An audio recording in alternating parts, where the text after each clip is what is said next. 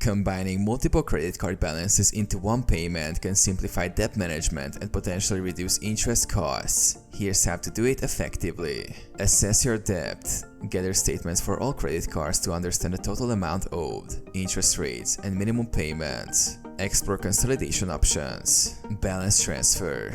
Look for credit cards offering a promotional period with a low or 0% APR on balance transfers. Transfer balances from higher interest cards to consolidate debt. Personal loan. Apply for a personal loan with a lower interest rate than your credit cards. Use a loan to pay off all credit card balances. Debt consolidation program. Consider a debt consolidation program to a reputable organization.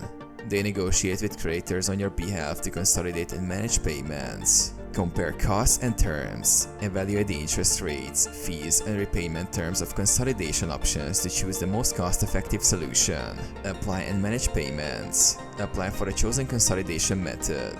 Make timely payments according to the new terms to avoid late fees and further damage to your credit score. Monitor and adjust. Keep track of your consolidated debt. Adjust your budget if needed to ensure timely repayment and avoid accumulating new credit card debt.